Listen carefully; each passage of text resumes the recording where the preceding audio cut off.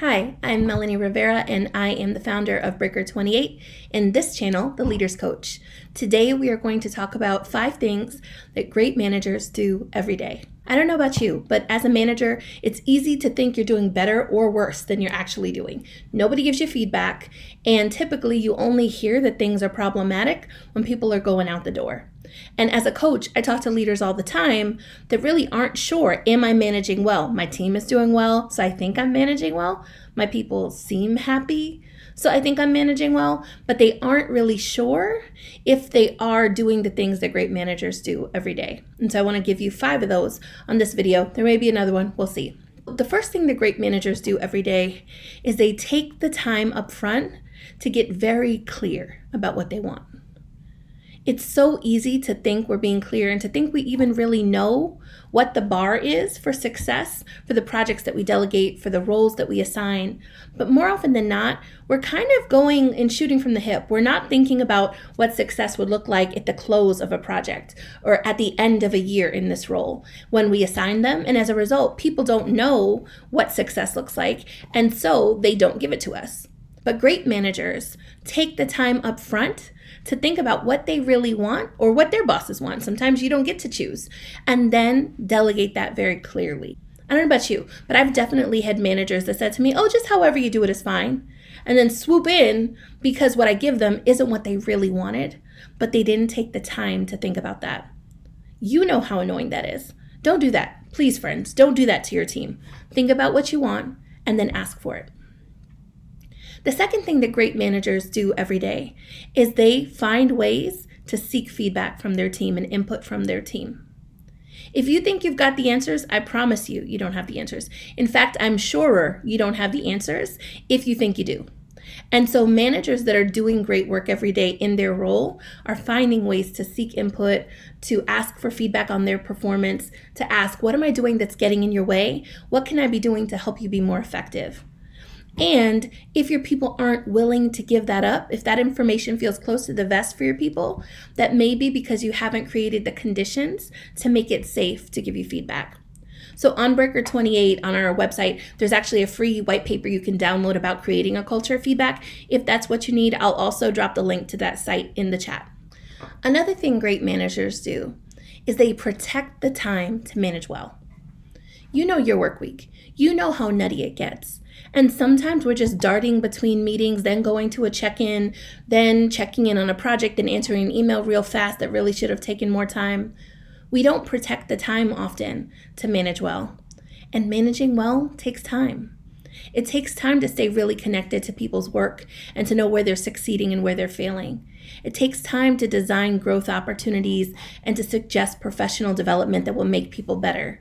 It takes time to plan for a check-in with a direct report, to role play feedback with yourself so you know that it will land correctly. That takes time.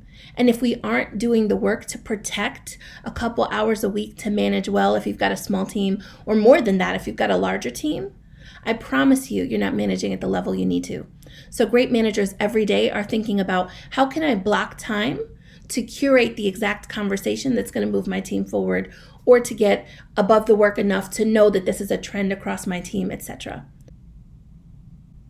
Another thing that great managers do every day is they deeply, deeply invest in their team. What does that mean?